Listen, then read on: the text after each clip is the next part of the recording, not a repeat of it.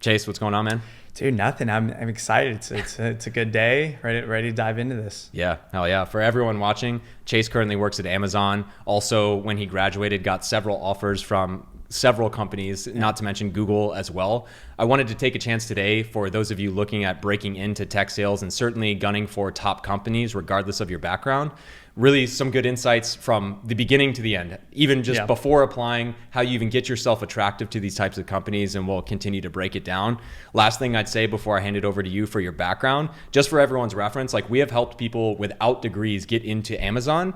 Chase, I would say on paper has more of a traditional path, but one of the things we were talking about before recording as well is you had, at least on paper, like some of the strongest internships you can have at VMware and then ultimately Amazon.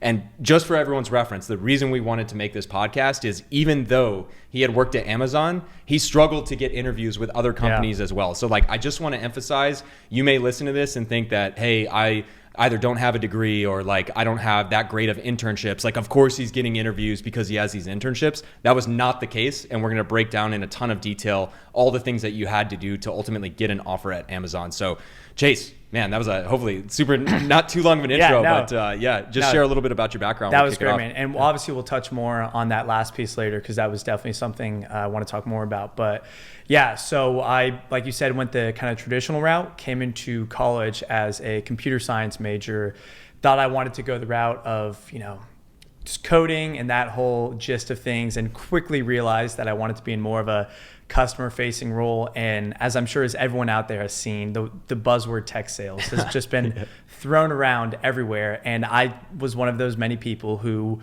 became very attracted to it. And so early on in college, I remember my freshman, sophomore year, I decided to switch majors to management information systems, a little bit more business facing sort of thing.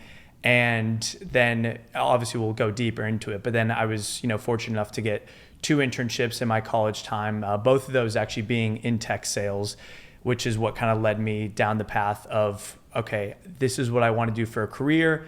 I know this is what I enjoy, what I want to be in for a while.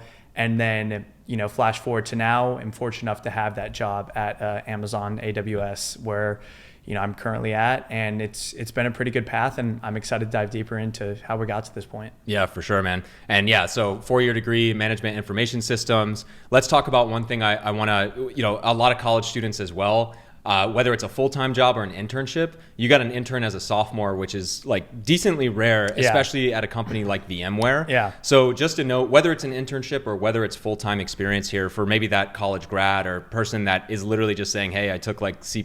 Yeah. Like, no. Like how do you even like interview well, set yourself apart when you literally have no work experience to then go to like VMware as an example? Yeah, I know, and that's a good point. And for anyone listening too, I would almost say that getting an internship as a sophomore in college is probably even harder than getting a full-time offer out of college. So if you're thinking, oh, like internship in college, that doesn't apply to me, I'm looking for full-time roles. No, this principle that I went through to getting an internship as a sophomore is almost something that I would say is harder to do. So all of these apply greatly to even out of college, couple of years, even if you're already in the workforce right now. Yep. And honestly, it's something where everyone thinks that just by you reaching out to these companies and doing whatever that... To be specific, that's just like when you say reaching out, is that just submitting your application? What do you mean by reaching out? Yeah, no, that's a good question. And so a lot of people, and this goes for both internships and full-time roles, when people want to get these internships, full-time jobs, they're applying. They think, okay, let me tailor my resume, let me go through, and they spend hours upon hours making this resume as good as possible. They think, all right, if I have all the numbers, if I have these really good bullet points and highlight my skills, spend days doing this. They submit that resume. They submit it to 1, 2, 3, dozens of these companies, and then they never hear back, and they think it's a resume problem. They think it's, I wasn't good enough. I don't have the experience. Well, when I was a sophomore in college, my only experience was college classes. I didn't have any work experience, and everyone told me, hey, internships are something you get as a junior. You have more experience built up. That's the time to do it. No sophomores ever get it, especially trying to get a job at one of the top cloud computing companies in the country. And it all comes down to this, and this is the principle that I applied to full-time as well.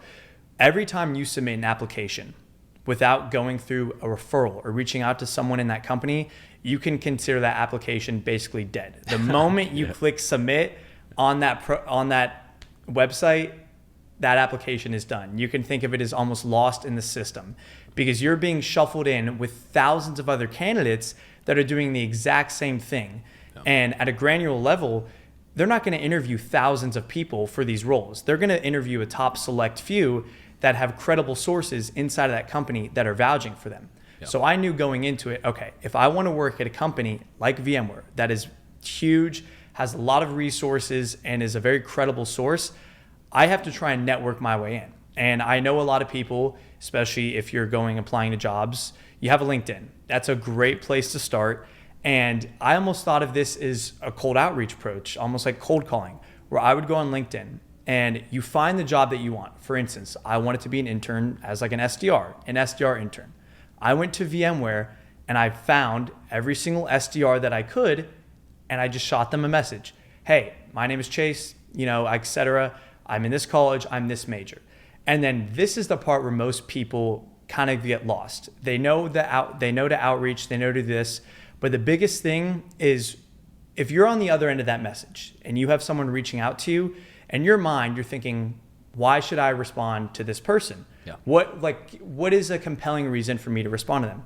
And that's where you have to come in and you have to provide value. If you just make the ask of, hey, I want to apply to this internship, can you help me? Well, it's like, okay, why should I help you? Yeah. And that's the part where you have to come in. And obviously, if you don't have experience, you just have to show that you're willing to learn. You want to say, hey, I want to come in, I want to learn from you, bolster them up a little bit, highlight, hey, I've checked out your page and you seem like you have great skills. I love the path you've went down. Yeah. And you do this across X amount of people, someone will respond. I remember when I got my one at VMware, I sent 180 LinkedIn messages. Holy shit. And 180 LinkedIn messages, 6 people responded. Out of those 6 people, I met with 4 of them.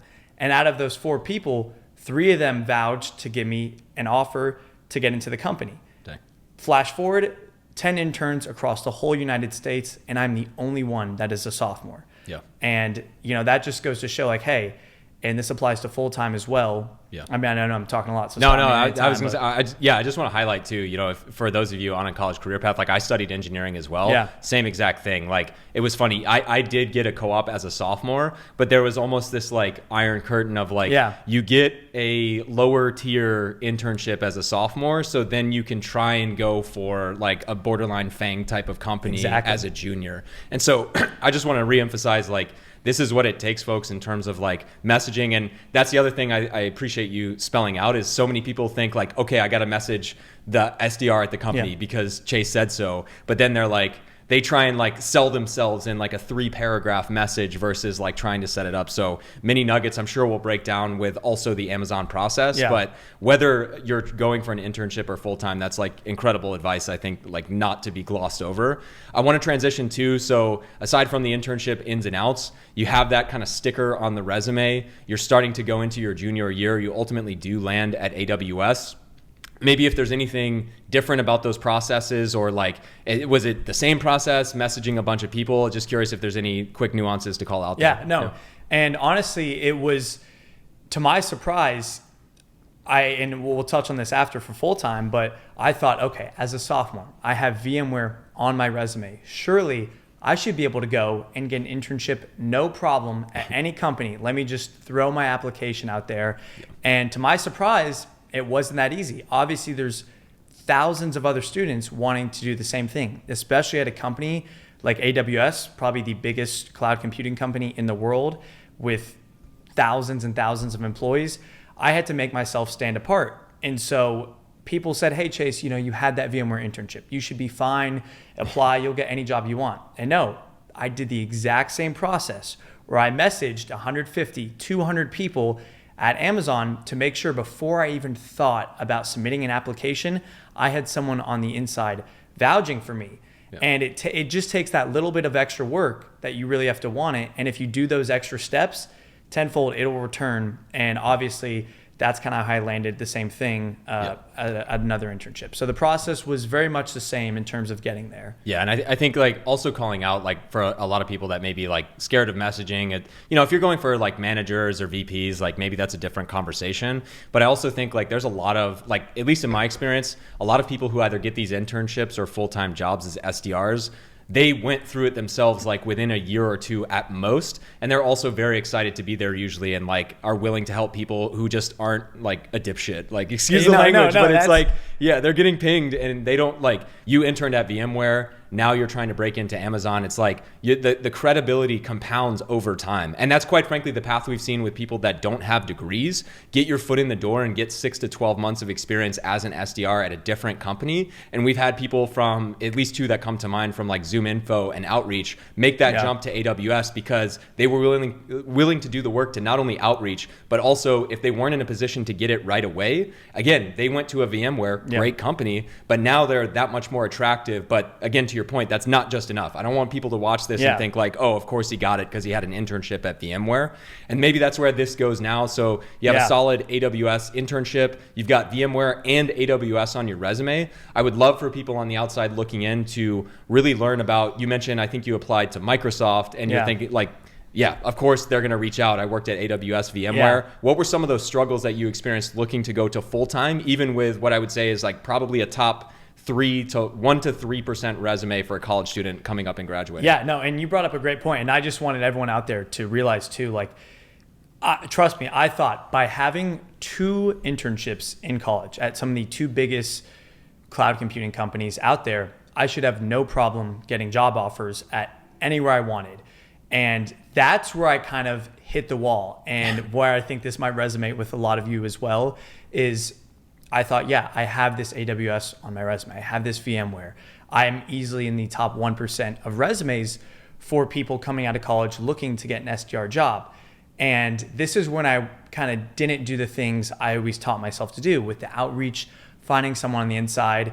So when I was looking for these full-time roles, I was just applying to every company without reaching out to a single person, just expecting to hear back from them. Because with my resume, how would I not? Yep. And I was surprised and almost shocked to find out that I was applying to these companies like Microsoft and even smaller companies that a lot of people probably haven't heard of, with maybe under 500 employees, without a thought in my mind, like, hey, I will surely hear back from them. And then one after the other, didn't hear back. Hey, Chase, sorry, like, thanks for applying.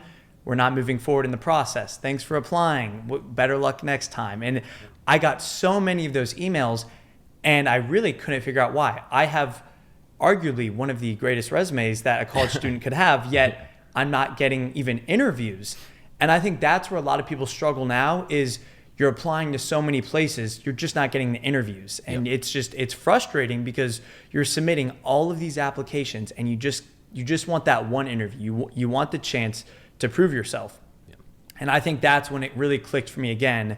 Like, hey, whether I have all the experience in the world or no experience at all, outreaching and finding someone on the inside, getting a referral, networking your way into that company is the most important part of it. And that's when I did the exact same thing. And I went back to messaging that 100, 150 people in the company. And one thing that isn't really talked about enough, especially in the SDR sort of position when you're breaking into tech sales, by you reaching out to that many people in the company, trying to get a referral, network your way in, you're almost doing the job of an SDR without even knowing it. You're doing that cold outreach. And the amount of people that told me at these companies, like, hey, we really appreciate you reaching out and finding your way in here. This is exactly what we're looking for in a rep. You just happen to do it without even knowing. Yeah. And that was one of those key things that really started landing me interviews, is by almost doing the job of an SDR without even knowing it, just cold outreaching to these companies, getting these people. And you spoke on it earlier too.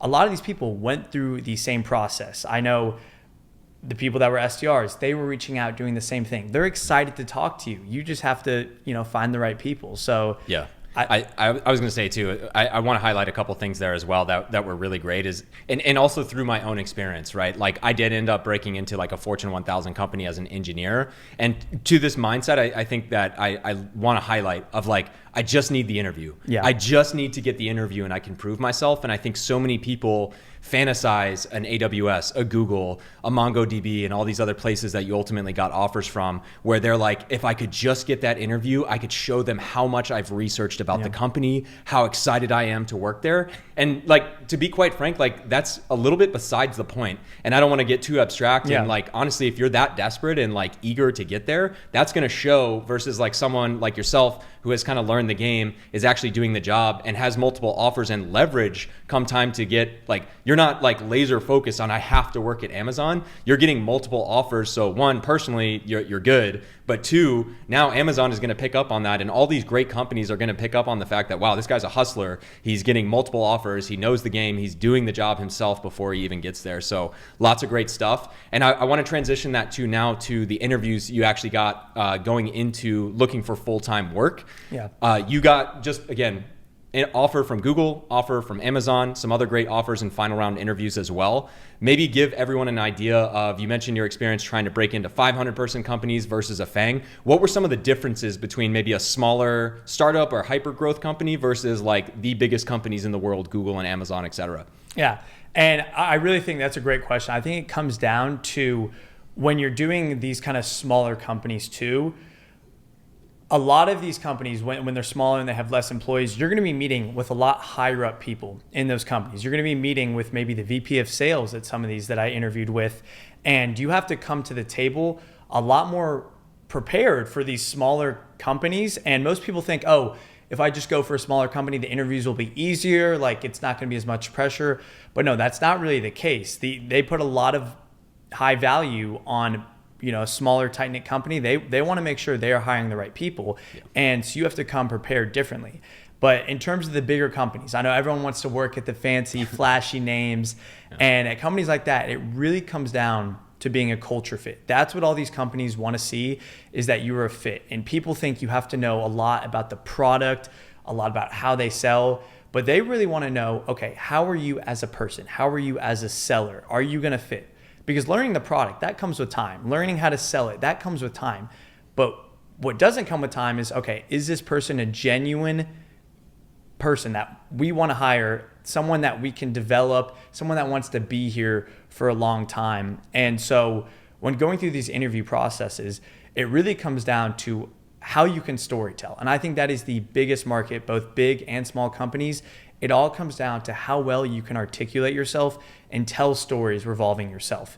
Experience, no experiences, regardless, if you know how to storytell, that's one of the biggest ways to kind of just go through these interviews and have confidence, and they can pick up on that very quickly. Yeah, 100%. I think really well said. And like, again, I'm even looking back to my own experience. Like I broke into, like I said, a solid company. I applied from the engineering world. This isn't tech sales, but like Chevron was a huge one at our college that everybody wanted to break into. They were notorious, I think, for paying like over $100K to brand new engineering grads.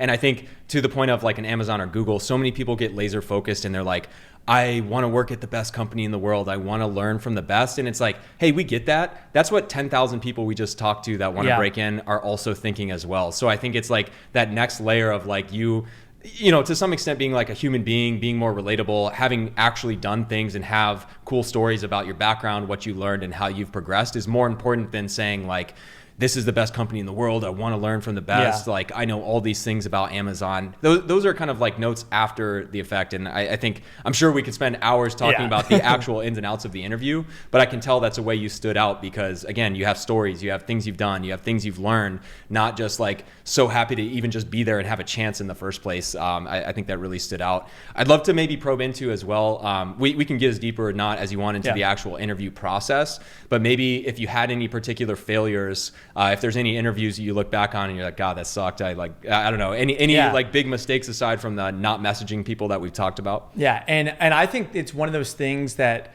a lot of people too, and I thought the same thing, especially early on when I was kind of interviewing for these internships and I didn't have like business experience.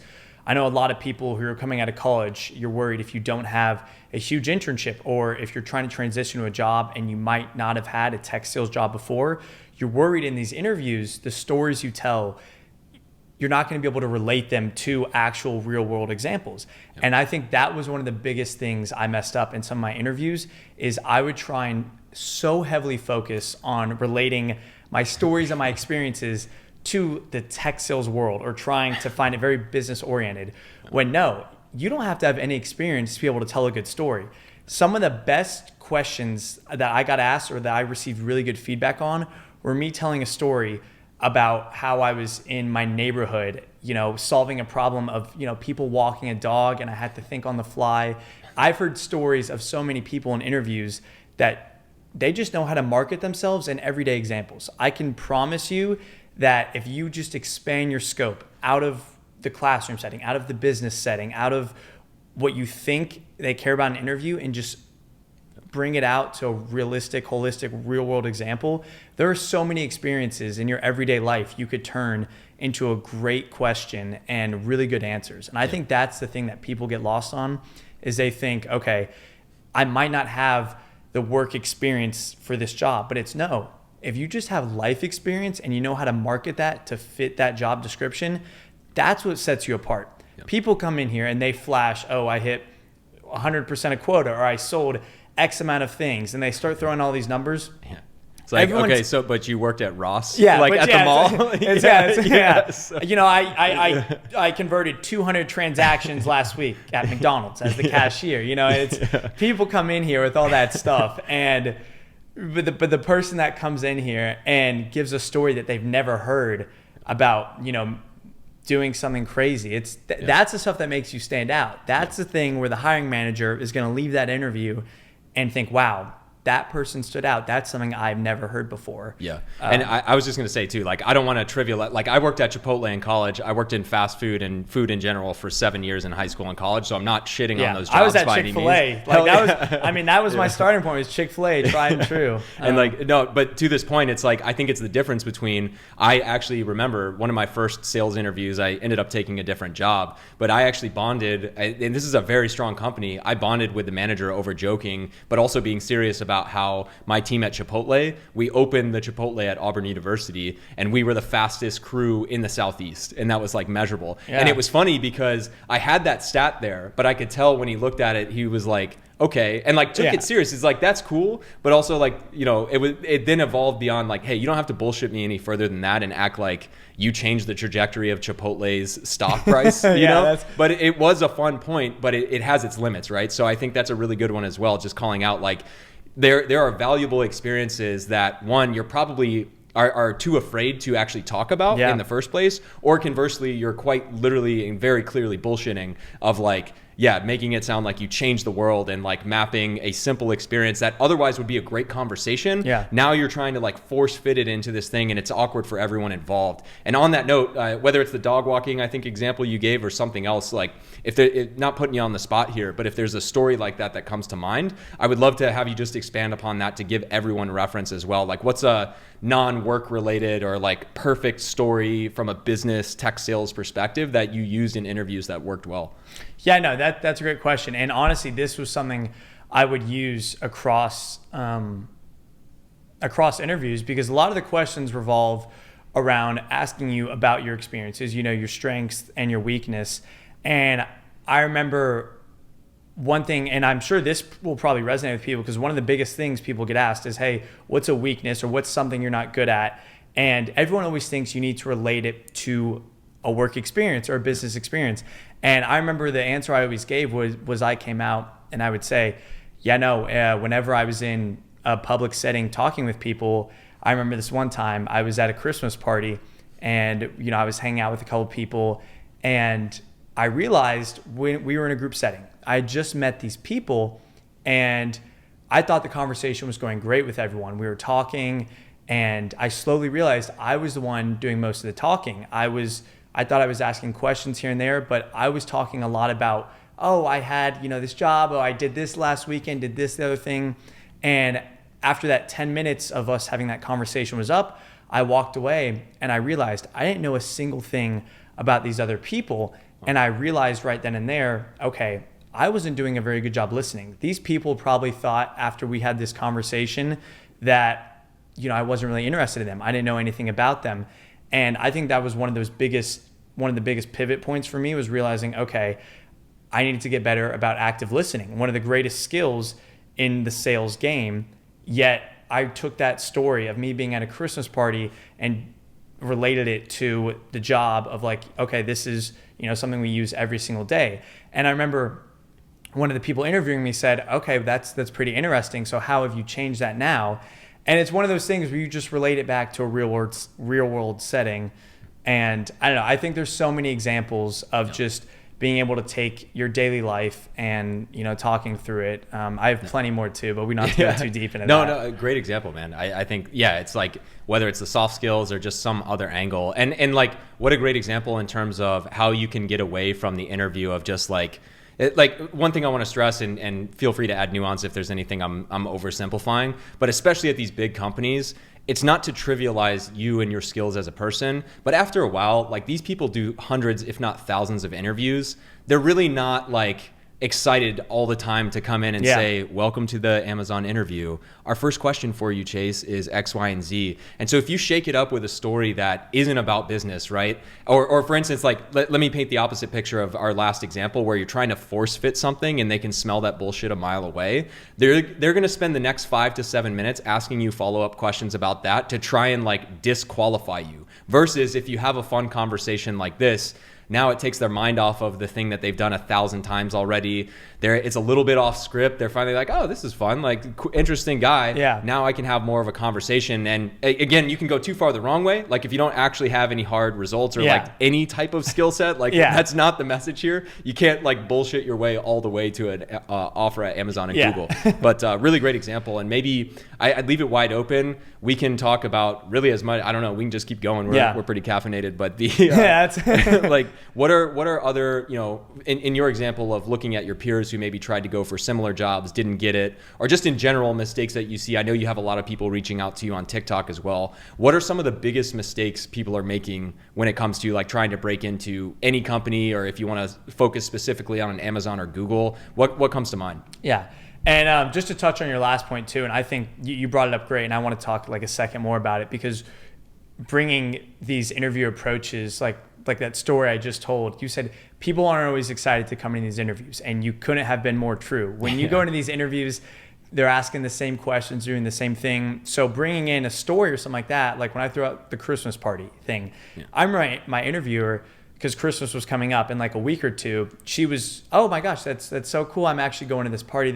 And we talked for like 10 minutes about that. We had a conversation. She didn't even ask me too many more interview questions, but she walked away from that conversation feeling like she really got to know me, and we had a good relationship where it wasn't just transactional. And so I think that's just such a great piece of advice I'd give people, is bring in stories that kind of set you apart, bring in experiences that are out of the norm. But in terms of things I've seen people kind of not necessarily do wrong, but just not get right the first time, and I've done it too, is really coming down to just, and I can't hammer this home enough, is just these cold applications, applying, and honestly thinking that a company is out of your reach just because you don't have experiences. I know so many people that are scared to apply to companies that they could get a job at, and they just don't know it. They think they have to go for these smaller sort of companies, or maybe a not known one, because they won't get accepted to the top one. Yep. But it's like the route I went, I shot straight for the top right away, and I ended up getting it. A lot of these top companies are willing to hire the people if you just put in the work. And like I said, if you go the route of reaching out to people, and I can't express that enough, show that you want to provide value, whether that be in terms of learning experiences, bolster the person up, provide value as to why they should reach back out to you, build some rapport with them, have a couple meetings, FaceTime even, make it casual, phone calls, and build rapport with this person. It'll do wonders in terms of getting these companies, because applying is something that, it's easy to just hit the apply button and submit it through. It's scary to put yourself out there, and you think the bigger the company, why should I even try? When really, if you just put yourself out there to even some of these top companies, if something will stick. You throw enough against the wall, something will stick, especially if you put in the effort. And I think that's what people get scared of, is they're scared to apply because they're afraid of rejection. But It's the same thing like in sales on a cold call. Every no gets you closer to a yes. Every company that tells you no, that if you've really done the due diligence to reach out, put yourself out there, get a referral, you're bound to get something very soon. And anyone I've seen, all of my friends that have done the same thing, we all have jobs. We all have, we're at good companies, we're doing well. And it's proof that if you just put in the work, and it's really not even that much, if you just put it in, and it'll turn out good for you. And I'm sure you've had probably that same experience, especially starting out your career too, because you made a big pivot that No, definitely. And I'd say maybe one final question kind of going towards a close too, because I agree. Like, I think if everyone watching gets nothing else, like if you are not messaging not just one person, but several people within the company, you're wasting your time. Like we're not even playing the same game. So if you're not doing that, absolutely just maybe even stop the video and just start doing that. But like looking towards the interview as well, right? We don't have to get too deep into like any one company specifically, but I know a lot of these companies for full-time, like you've never done, well, I guess maybe you have some SDR internship experience, you have a little bit of exposure to what tech sales is, but these final round interviews where you have some type of exercise or very intensive, is there any advice for someone out there that's in your situation, maybe looking for that internship, looking for that full-time job, has never really done a customer demo or a full-on discovery call or that many cold calls, if any? What were some things that you think you did well, even though you didn't necessarily have like that much experience doing so? Yeah, and I would say honestly a perfect example, and this was completely new for me, was the company MongoDB. I remember going through their interview process, and the first 1, 2, 3 interviews were behavioral based. I had done these 1,000 times, got asked the same questions, I knew how to navigate it. And then when I got to the final round of the interview, this was what completely caught me off guard. They said, hey, we're going to do a 15-minute interview where you're going to demo our product. We want you to put together a slide deck and present the product as if you were selling it to a customer on a discovery call, basically. And this was something that I had no experience doing. Obviously, I'd never been in even an SDR, rather less an AE position before, but they were having me do this in the final round of the interview. And the biggest thing I took away from it was just learning about the product really quick, putting it together, but then having the confidence to speak on it and speak on what I didn't know. All they wanted to see in this interview, that I was confident enough to get up in front of these people, in front of the hiring manager, in front of the manager, and put myself and not be shy. I think that's the biggest thing they look for in these interviews is, hey, can you be confident about what you do or don't know? And I think so many people in these interviews will try and not lie, but try and work their way around a question to try and get the answer that they think the interviewer is looking for. I cannot express the amount of times that I have said, hey, that is a great question. And honestly, I don't want to steer you in the wrong direction or give you some false information, but that's just something I might have to get back with you on. And I just can't give you a good answer right now. And I can't tell you the amount of times they've said to me, wow, we really appreciate the honesty. And so going back to that demo though, I remember going in, I put the slide deck together of the MongoDB product. I was going through it and they were asking me questions that I didn't know the answer to. And I relate it back. Hey, that's a great question. I'd love to follow up with that after. It's my job to kind of go through this with you, point you to the right resources, and I don't want to steer you in the wrong direction. I don't want to be untruthful and give you information that might not be true to the fullest extent. I want to make sure I'm providing value to you where you see fit. And so people think that these interviews, they get to the final round, they'll go to the first round, and they think they're going to get asked questions that they don't know, and that's what's scary. But really, all these interviews, it's just talking about yourself. If you know how to market yourself and you know how to just be honest about what you do and do not know, the rest will come with time. They know that you can be taught things, that you can learn things. If you just are a truthful and honest person, they'll see that because they can sniff out someone that you touched on earlier is trying to give them the answer that they want right away. And that's not something that they look for. So yeah, 100%. I mean, really great takeaways there too. And you can also spin that into a question like, hey, that's a great question. Offhand, I'm not 100% sure. And just for my reference too, as I'll talk to our team and get an answer for you. Like, tell me a little bit more about why that's important. I'm sure those are things you've done as well, but really well said. Like, you don't have to know everything. And also the interviewers, like, they're not asking you to see if you did your homework. They're asking you, if the first question they ask you doesn't trip you up and you somehow know it, they're going to keep asking you a second, a third, a fourth, and a fifth question until there's no way you would know the answer. And that's like the interview. They're looking to see how you handle that situation, not if you actually know everything about the product. So, I'm so glad you brought that up because I think that is one of the most important things that people, I just touched on it, that people try and do is they will go down this rabbit hole of, one level deeper each time, until they get to the point where they say, okay, there is no way, that they could know this. We wanted to see how far we could go before they are honest. And I would say that the second part of interviews, if I could give one tip to people that is so undervalued, it is the questions that you ask at the end of these interviews. Yeah. I know this is usually what makes or break people, especially in the tech sales space, where you were asked all these behavior questions. And at the end of every interview, you are left 10 to 15 minutes usually to ask questions. And a lot of people will either not come prepared, or they'll come and they'll ask the same generic questions over and over. Hey, what do you like about your role? What does success look like in this position? And they've got these questions 100 times. And that always goes back to the point of, you could give a killer interview, but if you're not setting yourself apart from other people, you're just going to be put in with the crowd, and it's going to be really hard to set yourself apart.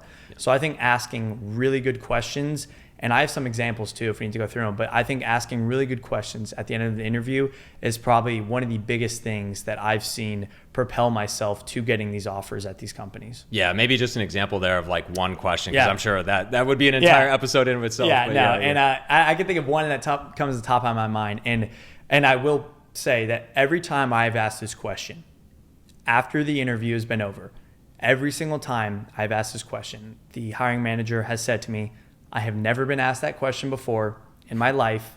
That was such an interesting question. And the question's this, right? And not to keep everyone on. Yeah. And you can always frame it in a different way, but I simply just, I look the person in the eye in the interview, whether it be on screen or in person, say, listen, I'm sure you get asked thousands of questions, maybe some of the same, some of the different, but I would love to know, what is one question that you've never been asked before that you've wished some candidate would ask you about this company so you could talk about? Inception. And every time I ask it, the person, they sit back and they think for a second. And it's one of the few times that if you can make that person on the other end of the interview think, and almost you're the one now conducting the interview, it almost puts a spin on things and completely alters the state of what's going on. And every time they think, and it's like, wow, what's one thing I've never been asked before that I'd love to talk about? And it gets them talking. And that's exactly what you do in a sales role. You always want to have the other person talking. So now the interview that you've been talking, they've been asking you questions the whole time. You now almost flip the script and get them talking about something that they're interested in, something that they don't get asked, that they've wanted to talk about. And every time I'm sitting across the table or looking through the screen, I just see their eyes light up with excitement to be able to talk about something at that company that brings them joy, that they get to now talk about, but they just don't get asked it. Yeah. So that's awesome one example. Thing I've seen really good results from. So yeah. No, really cool. And now I know what, like 15,000 plus people are, if they're watching on YouTube, are now going to take that to their final round. Yeah. So that's going to be, I'm sure that question now is going to start exponentially being asked a lot more. So that's going to be fun to see. No, that's awesome, man. This is great. Well, really great deep dive. And I know for anyone watching, again, I think you have a more like prototypical, like we talked about, coming out of college, probably a top 1% to 3% type of resume, but that wasn't enough. And again, at higher levels, we have helped people without degrees break in as well. It really just depends. You have to utilize your strengths. You got to find different opportunities to stand out. And I think whether you're on this track or quite frankly, like know who you're competing against for these types of jobs, I think really, really awesome deep dive. And last thing I'd say also, Chase, you're on TikTok as well. So part tech sales advice, part thirst traps. As well. You know what I mean? Listen, for going into it, that's shirtless tech sales guy. For anyone watching. You got to do what you got to do to grow the brand. It gets the clicks. Like it literally shows me the data, like shirtless videos. Yeah, like listen, I can pull up the data. The ones where my shirt is off somehow tend to get more views. So someone explain that to me. You got to do what you got to do. But no, this is great, man. And again, like Higher Levels, the channel here at higherlevels.com. A lot of what we talked about in terms of you don't know what you don't know, what kinds of messages, what does a good message even look like? How do you stand out at every single stage of the interview? That's what we do with our community and coaching. It's a ton of video, but also live coaching with all sorts of people that have been in the industry for decades. So I hope everyone gets a ton of value out of this video alone. But also if you are looking for a guided approach and actual direct hands-on guidance, that's exactly what we do and why this channel exists. So. And honestly, I wish that there would have been something like this that I would have found sooner when I was going through my path, because obviously it took me, 2 internships, 40 or 50 interviews to get to where I was going. But if I would have found your channel and gone through what y'all offer sooner and gone through the lessons you teach and everything you offer, I couldn't imagine where I'd be at now if I would have found it sooner. So I would just say, like, I don't know what's higher than Amazon, but I mean, the lessons learned, but I mean, just being able to sit across the table from you now, I mean, it's definitely, I think the hardest part is people don't know where to start. And I think you offer such a good way to just get that starting point, because that's the hardest part, is just getting started, finding the right path to really break in. And I think you have the golden ticket almost of, hey, here's where I'm at now, here's where I want to be, how do I bridge that gap? And I think you offer that bridge to get between point A and point B. And so appreciate it, man. Yeah, no, it's founding SDR of our company now. Apparently I hired on the spot, man. But no, this is great, man. Hope everyone watching got a ton out of it. And we'll see you guys on the next one. See ya.